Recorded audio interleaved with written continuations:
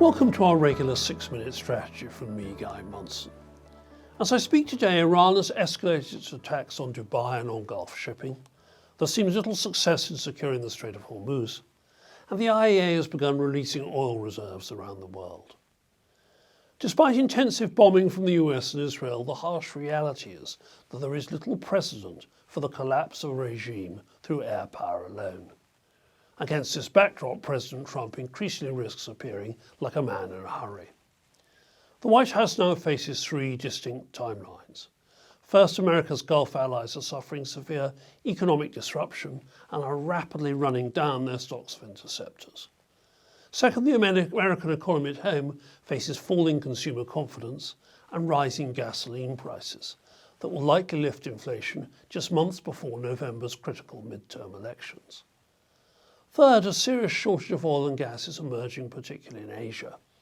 Against this backdrop, the President is due to meet his Chinese counterpart in Beijing later this month, and the latter will almost certainly want some answers. In the slides that follow, we examine how markets have responded so far and review our base case for how the crisis may evolve in the months ahead. So let's begin by looking at the reaction of markets, and particularly global equities. In that left-hand panel, I've shown the World Equity Index rallying strongly from Trump's Liberation Day a year ago, and the correction you can see there at the end is relatively modest. In fact, global equities are only off about 1 to 2% for the year to date, which is a small number given the intensity of the conflict. On the right-hand panel, I've looked at bond yields. There's the 10-year gilt, that yield rising very sharply. Now, normally bond yields fall in a crisis because bonds are looked at as a safe haven asset. Here, I think people, particularly in the UK, are worrying about wider budget deficits with defence spend and, of course, the impact of inflation and costs to UK households. In the next slide, I've shown oil itself in that left-hand panel, Brent crude, rallying very, very strongly this year, up to $93, up from the low 60s, nearly 50%. Trace the number, though, right back to the period at the beginning of 2025, and you see the index is up 25, the oil price is up 25% or so. A significant number, but not enough, I think, to really derail the global economy. Dollar below that, relatively stable. Again, it's interesting the dollar has not been a safe haven asset in terms of a huge rally as the war unfolds. On the right-hand panel, I've looked at the forward interest rate markets to see what they're telling us about interest rates. Now, interesting for the Bank of England, they've gone from 1 or even 2 cuts to no cut. They simply don't think there'll be the inflationary headroom. For the US they're looking at 1 to 2 cuts. I think with Kevin Walsh coming in to take over from Chairman Jerome Powell, assuming his Senate hearings go well, that's round about the middle of May. Now, there is a June FOMC meeting. I don't think Walsh will have the confidence or the majority on the FOMC to cut as we thought before. Interesting there at the bottom, the ECB was holding rates at 2%, beginning to think they may actually have to raise them in 2026. Why is those numbers so significant when actually the overall price of oil is not excessively high? Well, it's the scale of the supply lost. What I've shown in this table is all the big oil events of the last 50 years and the amount of supply that's lost. Now, the biggest there is 78, the Iranian Revolution. We lost 5 to 6 million barrels per day of capacity, about 10% of the global market share.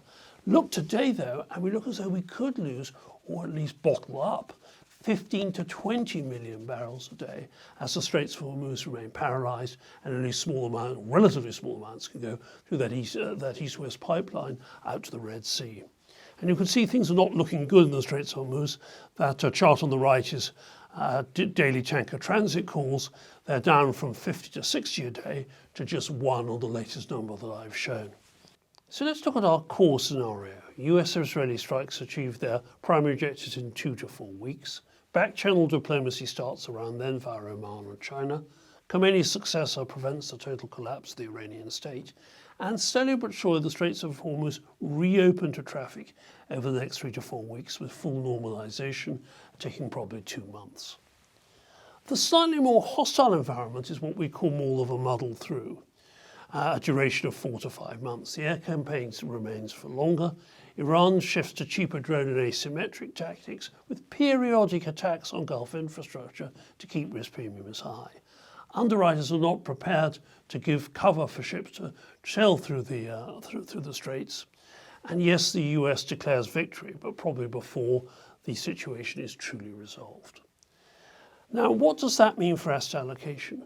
Well, our core strategy would still argue for an overweight equity position, but we worry that that muddle through is becoming a bigger possibility and the damage to the world economy might be more than we expected.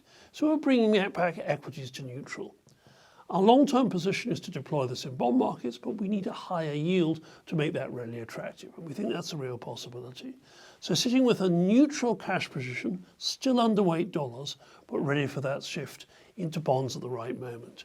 In terms of other risks, well, stagflation, a sticky core inflation and lower growth is now a possibility if this drags on persistently. And of course, we've got some grinding noises coming out of the private markets, particularly private credit. This is another reason to be slightly more cautious in our positioning today. So moving that equity overweight back to neutral. Well, I hope that's helpful. I hope it gives you a framework for your own asset allocation or to see how our philosophy is developing. And thank you as ever.